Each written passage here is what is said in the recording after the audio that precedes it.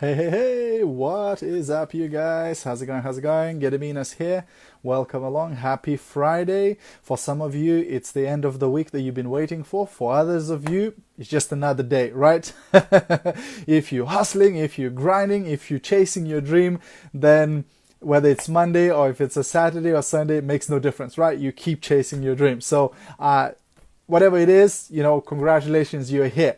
Now, if you're watching a replay of this, please do a massive favor, stick a hashtag replay into the comments. It helps me a lot.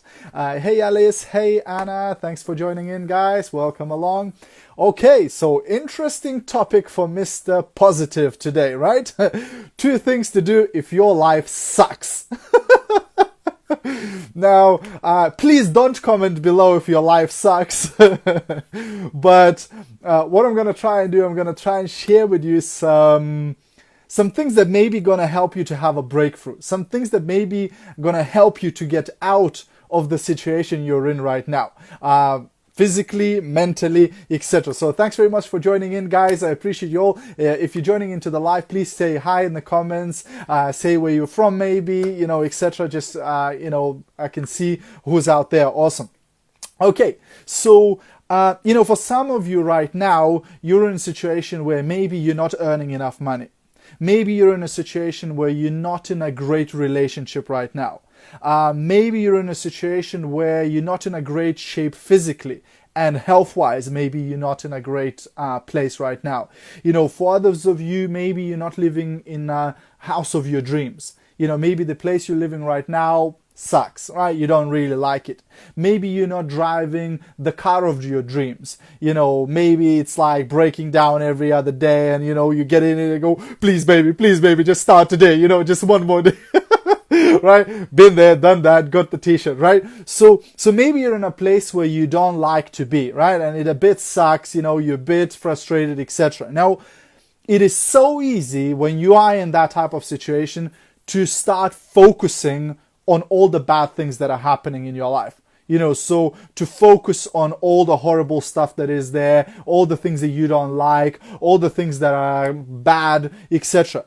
But the problem with that is the more you focus on it, the more you attract it, right? You've heard me talk about law of attraction before. The more you focus on something like that, the more you're going to attract horrible stuff to you, so it's like the law of attraction. So if you think about crap, in essence, you become a giant crap magnet, right? So you're attracting the crap, right? So you don't want to do all that, obviously, but sometimes it's just we don't know that stuff and we just naturally do that. We complain to others, we call our friends and go, oh, how bad I'm feeling or how bad this thing is, etc. And by talking more about it, by focusing more about it, we attract even more of it, right? So it's just like a vicious cycle where we talk more about it and more of it comes our way, and then we talk more about it and even more comes of it, and it's just overwhelming. You just can't get to a point where it's tough, right? So the only way to break that cycle is to stop thinking about it, to stop talking about it, to stop focusing, because where the focus goes, that's where energy flows. So if you're focusing on all the bad stuff in your life, then more energy flows into that bad stuff, so instead, I'm going to share with you 2 strategies today that you can use to change that.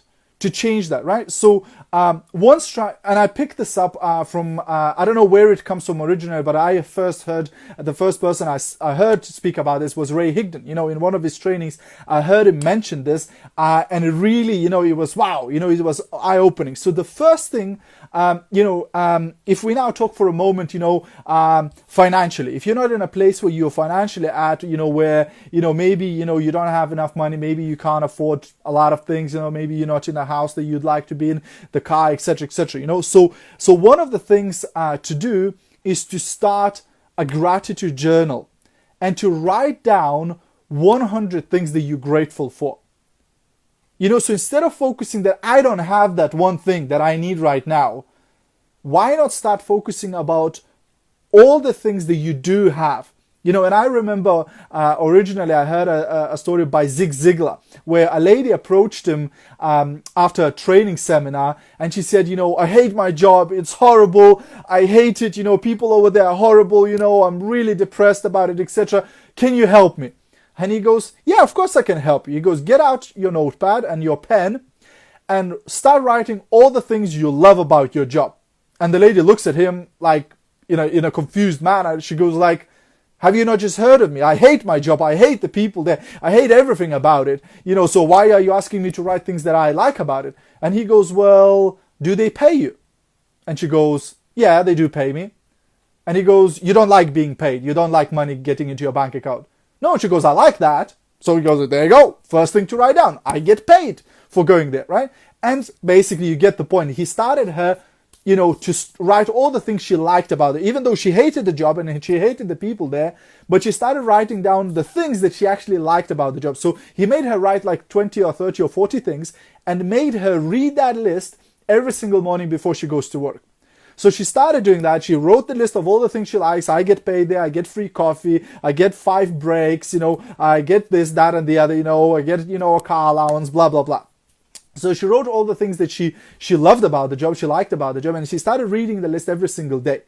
And about a couple of months later, Zig Ziglar was again in her town doing another seminar, and again she was in the seminar, but this time he notices the ladies in the front row smiling from ear to ear, excited, pumped up, like eager, to talk to him. So after the seminar, surely she comes across, she comes to Zig Ziglar and she goes, "You're not gonna believe how much people have changed in my workplace." Now, the question for you, did the people change at her workplace? Or did she change because she started looking at all the things she loved about her job instead of focusing on all the things she hated about her job? Right? Does that ring any bells? Does that, get any cogs moving in your head? So this is why the first action step for you is to write down 100 things that you are grateful for in your life right now. Maybe the fact that you have a roof over your head. Maybe the fact that you have something to eat. Maybe the fact that you have NHS and free treatments. Maybe the fact that you have things like sick pay. Maybe the fact that you have, wonderful children. Maybe you have amazing spouse. Maybe you're living in a great, safe area. And all the things, maybe the fact that you have some petrol in your car and things like that, right? So start writing down 100 things, and if you're serious about this, you're going to do this. If you're like most people, you're not going to do this. You're just going to hear this and go, whew, what a wonderful tip Gediminas gave me today, and I'll go on, be miserable, again, right? So do this thing, start that list. Start 1, 2, write 5 today. And then tomorrow write another 5. And write down 100 things that you are grateful for in your life. That you're not going to believe how that will start changing things. How that's going to start changing your mindset. Because what we said earlier on, what you focus on grows in your life. So if you start thinking every single day, what else am I grateful for? What else am I grateful for? What else do I appreciate in my life? What else is good in my life? Guess what's going to start happening? You're going to start attracting more of the good stuff. You're going to start attracting more of the stuff you're grateful for, right? So that's action step number 1. Action step number 2 is, again, an ongoing action step where from now on, I want you, whenever you're out there in a town or you're going on holiday or whatever you are, maybe you're watching television and you see things, I want you to see things that you'd like to have in your life. So maybe it's homes, maybe it's cars, maybe it's handbags, maybe it's shoes, maybe it's clothes, whatever it is. I want you to start seeing stuff that you would like to have in your life, and maybe right now you don't have those things. And I want you to start mentally in your head, go, I can afford that. You see that Ferrari driving by and you like that car, you go, I can afford that. You see that wonderful house, that maybe you'd like to live in, you go, I can afford that. You see somebody walking with a Louis Vuitton handbag, you go, I can afford that. You see somebody walking with those Louboutin red sole shoes, you can go, I can afford that, right? And start doing that practice. Again, I want you to name 100 things you can afford, but that's going to be ongoing. So every time from now on, instead of when you see something, you go, oh, I could never have that. Oh, I could never afford that. Oh, not in my lifetime, right? Instead of that, I want you to start saying, I can afford that. I can afford that beautiful C-Class Mercedes. You are so right, Emma. You are on point, right? Absolutely, 100% true, right? So start saying these things. Whenever you see something that previously you would have said, oh, I could never have that. From now on, you need to go mentally, or even if nobody's listening, go verbally, go, I can afford that. I can afford that. Because guess what? You're going to again condition your brain. Hey Irina, thanks for tuning in. How's Lithuania? Right? So instead of conditioning your brain for lack, lack mentality, that there is not enough money, there's not enough things, and I'm too poor, I'm whatever, you start conditioning your brain with abundance mentality, with the mentality that there's plenty of everything. You can have anything you want. You can afford anything. And if you start doing that, guess what?